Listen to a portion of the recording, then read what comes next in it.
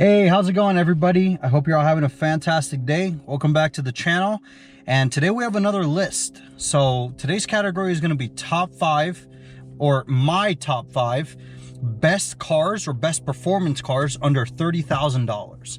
So before we get into this, I want to give a quick discretion. This is my list. So if you guys have different cars, you don't like the cars that I say, that's fine. Let me know in the comments, and maybe you're wrong.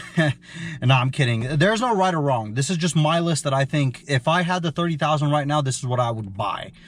So let me know in the comments what you guys would replace. Maybe you guys have the same list, or maybe you have the same list, but one car is different. Let me know. I'd love to know.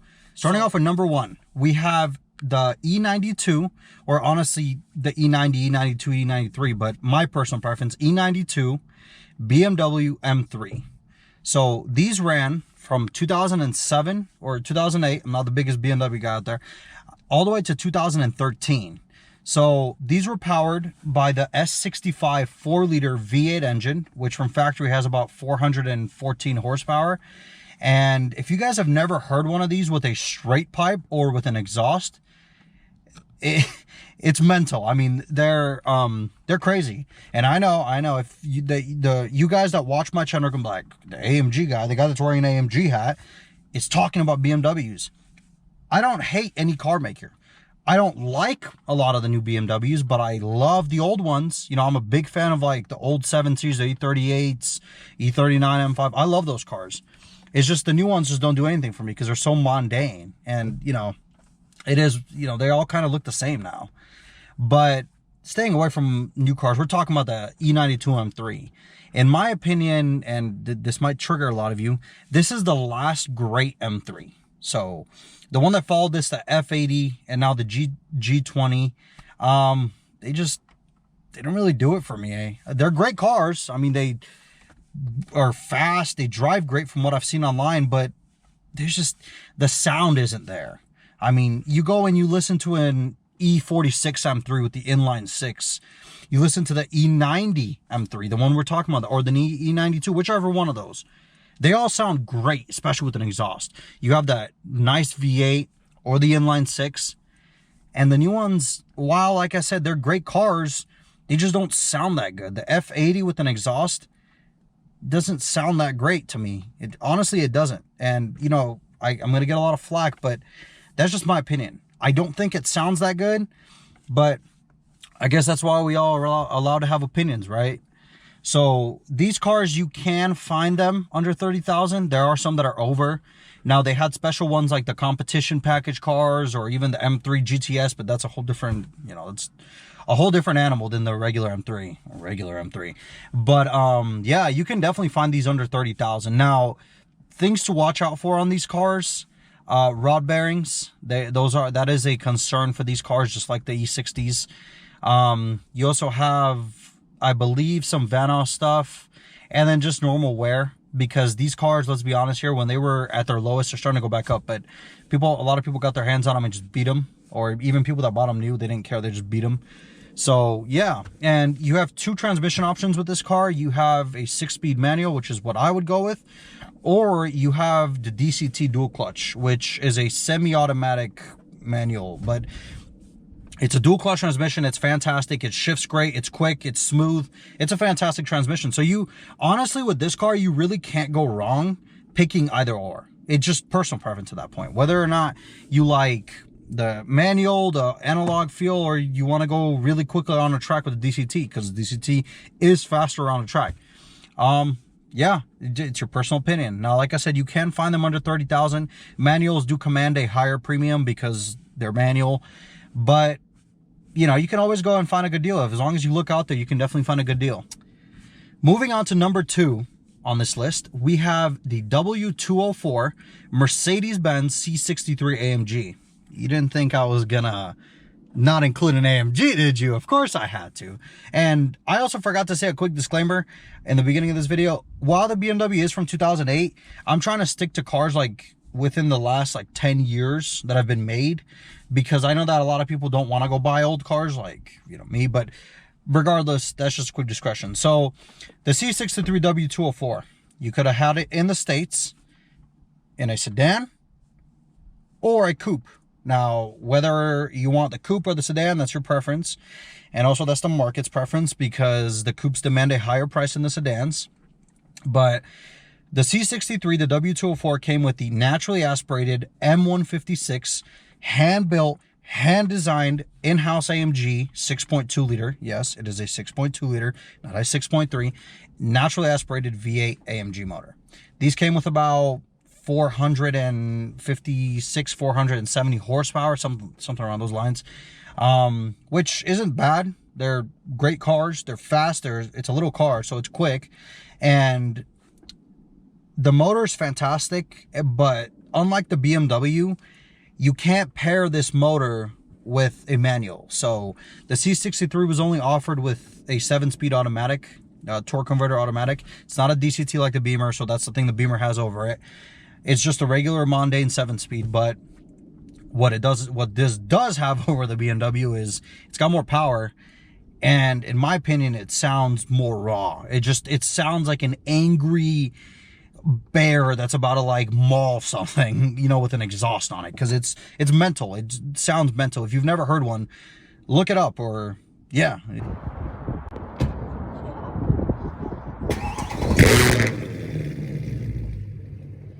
You guys need to hear one of these. They sound freaking crazy with an exhaust. So yeah. Now, things to watch out for on the C63s. Head bolt issues. This was a massive thing for the M156, and it wasn't just the C63. It was every vehicle that had the M156. So they were a concern. And it's for the earlier C63s, the pre-facelifted cars.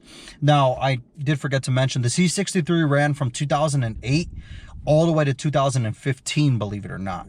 While the 204 C-Class was still in production then, they were starting to move over to a 205, but the C63 motor was, or the C63 NA W204 was still in production until late 2015, when they finally killed it and they brought in the 205 twin turbo V8. Which, another quick fact, the C63 is the last naturally aspirated AMG they ever made. They discontinued the SLS Black Series in 2014, and in 2015 it was the last naturally aspirated AMG car that you could have purchased.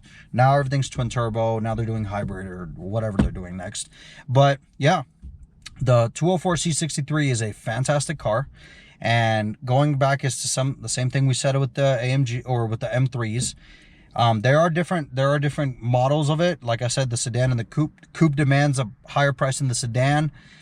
You also could get a performance package. It's the P31 package on the cars, which added in lighter wheels. It gave it more power, bumped the power up to about 480. There's some other, you know, things, the suspension and whatnot, but it's definitely an upgrade that commands a price on the used car market. So if you look at a regular C63 versus a P31 C63, there's about, like, I'd say, you know, I'm not an expert on this because I don't look into the C63 market, but I believe it's like a $5,000 markup on the P31s, or maybe even more depending on the car. So of course, there's also the special 507 edition C63, which came only as a coupe, that had 507 horsepower, as the name says. Those are pretty pricey. They're in the 40s. Maybe you could find one in the 30s, but I believe they're in the 40s. You definitely could find a coupe in the, you know, the 20s. Now, that's going to be a little bit higher mileage, maybe a little bit more used. But yeah, you know, it's just things that you're going to have to look out for. Like I mentioned with the head bolt issues, there's also cam adjuster issues on the earlier cars. Those are also things to kind of look out for when you're shopping on these. Definitely get a pre-purchase inspection on every car on this list, not just the AMG, on the M3 especially as well. Get a pre-purchase inspection on every car. It's a smart thing to do. Don't do what I do and buy salvage title AMGs from the auction without ever looking at it, because it may not turn out well. For me, I think it turned out all right, but not, you know, somebody might get a worse experience. So yeah, that is going to be it for our number 2 on this list. Now, number 3 on this list, and we're going to deviate from the Germans. I know. I love German cars. They're my favorite, but I figured I don't want to, you know, I want to kind of spread my wings a little bit, or spread my depth, so we can dive into something else. Now, the next car is, and these range from about yeah, was it 11? Yes, from 2011 all the way to now. So we have the Ford Mustang GT. Whether we're talking about the S197 generation, which is from 2011 to 2014, or the new S550 generation, the GT Mustang, unlike, you know, now with this inflated market that you can't touch anything that's worth about as much as it was new, when they're in the regular market prices, that is a lot of car for the money. Even new, I mean, you get a base model GT for like 33, 35,000. That's a lot of car for the money, especially, you know, with the 10-speed, which they started offering after 2018.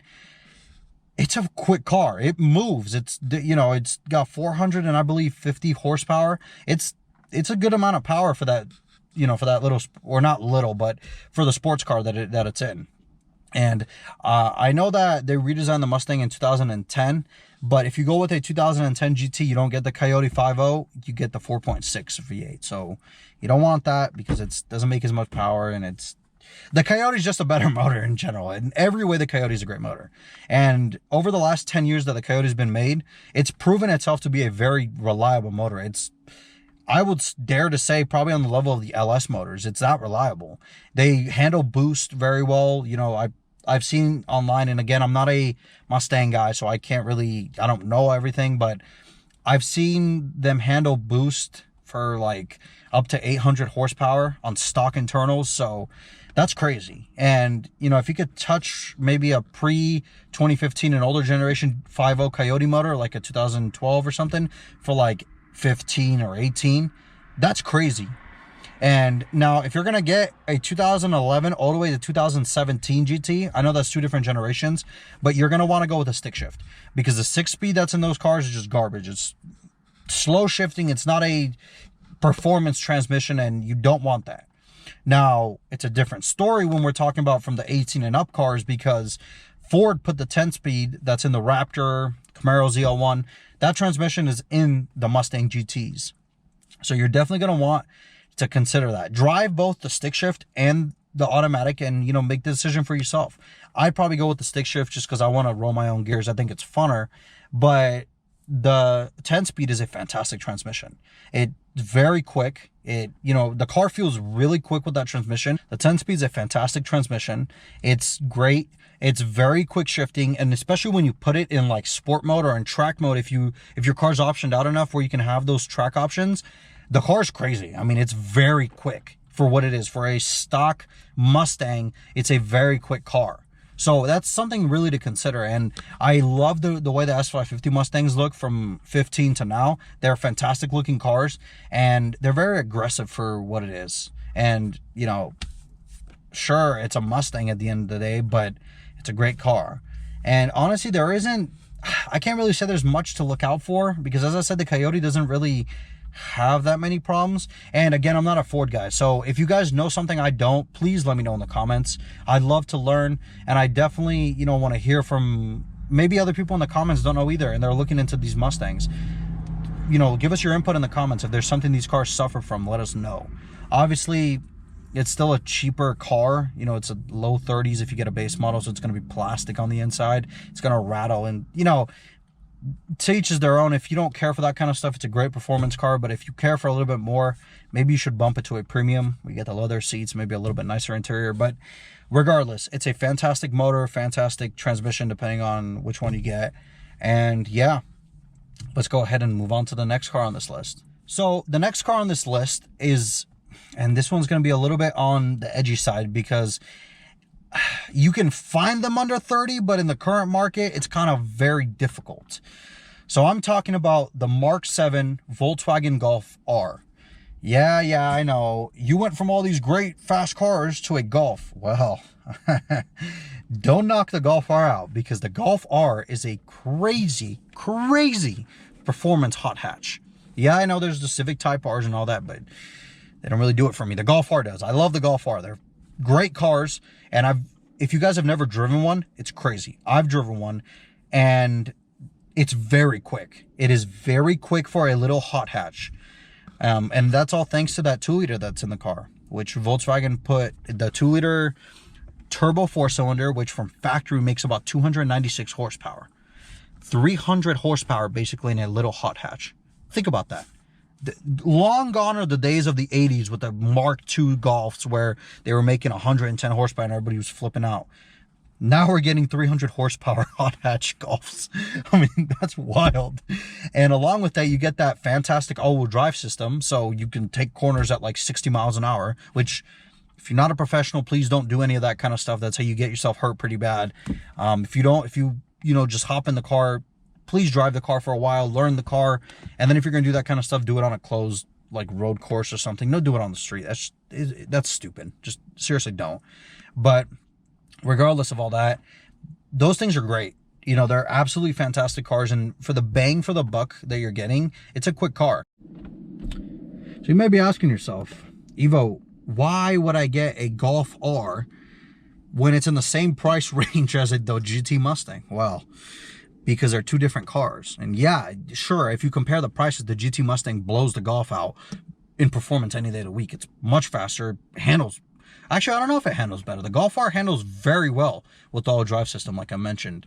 But you also get a lot more space in the Golf R. It's a lot of space because it's a hot hatch. You can open the hatch, drop the back seats, and you can fit a TV in the back. You can't do that in the Mustang. You could drop the back seats and you could sleep in if you go camping. Can't do that in the Mustang. Sure, you could. I think you could drop the seats in the Mustang, but I wouldn't sleep like that. That's very uncomfortable. But yeah, the Golf R is a fantastic car. It really is. And even, you know, the GTIs, those are great cars too. And while it's not as powerful as the Golf R, it's a fantastic car as well. So things to watch out for. It's a Volkswagen, so it's going to have, you know, oil leak issues. You're going to have some cheaper interior parts. Even though it's a Golf, you're still kind of, you know, in that little hatch range, so it's going to have a little bit of cheaper materials on the inside. Kind of like, I know Volkswagens, I'm not sure about the new ones because I haven't worked on them, but the older ones suffered from a lot of like vacuum issues where they would, you know, vacuum sucking issues, if that makes any sense. Like they would suck in air through like intake gaskets or whatnot, so little misfires. I don't know about the new ones, I could be wrong. Like I said, give me some input in the comments, let me know. But overall, it's a fantastic car. And like I said at the beginning of this ranking, or at the beginning of this section, it is hard. This is an edgy pick because it's hard to find one of these right now for under 30. I found a couple for like 28, 29, but they had higher miles. So you probably, I don't know if you're going to talk somebody down now because of how hot the market is. You probably could. It's just, yeah, that's why this one was kind of, I was kind of like, should I put it on the list? You can find them. You just have to look very well. So that's where I'm going to end it off. So they're fantastic cars. Golf Rs are great. I would definitely daily drive one. Whether you get it with the stick shift, which, yeah, they do offer it with the 6-speed manual, or you go with the DSG, which, again, is a fantastic transmission. Dual clutch, shifts great. It's very quick. I've driven both, and they're both fantastic. So, yeah, let's go ahead and move on to the final part of this list. Now, for the final number on this list, and this one you're going to be like, well, yeah, that's pretty generic. I know. But I wanted to include at least one Japanese. I wanted to include one car from every region, the most popular region. So we have one Asian import, and that's going to be the Nissan 370Z. Now, the 370Z, while you're going to be like, yeah, that's just crazy. That thing's been out since like 2008, and it has. But that doesn't deter from the fact that it's a great sports car. It really is. You have the VQ37, which, if you don't put those dumb straight pipes on it, make it sound like a trumpet. If you put a nice exhaust on it, sounds fantastic. You can even, you know, there's a crap ton of aftermarket accessories for those cars. I mean, literally a crap ton. There's probably more of the aftermarket accessories for the Z's, whether it's a 350 or 370, than the C63 or like half the AMG lineup combined. I'm being serious. So it's a great platform. Whether you want to build it into a drift car, race car, daily driver, whatever you want to do with it, you can, because there's a fantastic, you know, aftermarket scene for them. Twin turbos, superchargers, pro chargers, anything. They do anything for these cars, and it's crazy. And if your car breaks, it's not hard to find parts for it because they made a bunch of them from 2008 till now. There is still, actually, are they? No, I think that they're finally discontinuing it after this year. So, you know, it's been like 13 years since it's been in production, which is crazy. But yeah, it's a great car, great platform, Me personally, if I had to pick an Asian sports car like that from, you know, I'm not big on them, so I don't really know a lot of them, but the 370 would probably be my pick because it's a fantastic car, drives great, and I think it looks really good too. And you can, like I said, the aftermarket seems crazy. The only thing that limits you on those cars is your imagination. You're limited to whatever you could think of. It's crazy what you can get on those cars. Wide body kits, massive wings, any kind of wheels, turbos, as I mentioned, just anything. Now, they did offer it with an automatic or a manual, which I think is a 6-speed. Go with the manual any day. The automatic is garbage. It's literally a slow shifting transmission. You don't want it. You don't want the automatic, you want the manual. There's a reason the manual 370s, again, are going to command a higher price than the previous cars. Now, as I said this, you can find 370s in the low teens, probably a little bit higher. They did release a 370Z Nismo. I didn't really look into how much those go for, but I'm assuming it's a lot more than 30 because everybody wants a Nismo, even though you can buy a base one and turn it into a faster car. But yeah, regardless, you can get one in the low teens. And think about it, if you have 30,000, you buy one for like $12,000, a good one. That's $18,000 that you have to blow and make this into the greatest 370Z ever made. Turbos, wide body kit, wheels, anything you want. 18 grand, you will build a monster of a car. I'm being serious. So yeah, while I don't know much about the Asian market or, you know, those cars in general, but I love the 370s. If I had to pick one of those, it would be a 370Z because they're fantastic cars. They, in my opinion, look great and they drive great as well. I've driven one of them before, and while it was a short little drive, it's great. So I want to thank you guys all so much for watching this video. Let me know if you want me to make more of these top 5s or what else, like what other cars I could make, what else I could talk about. We could even do a top 5 cars for 5 grand, 10 grand, or I don't know, top 5. I've already done AMG cars, or we could do M cars because I also like a lot of M cars. So yeah, let me know in the comment section what you guys think. But thank you guys all so much for watching. You guys all have a fantastic day, and I'll catch you in the next video.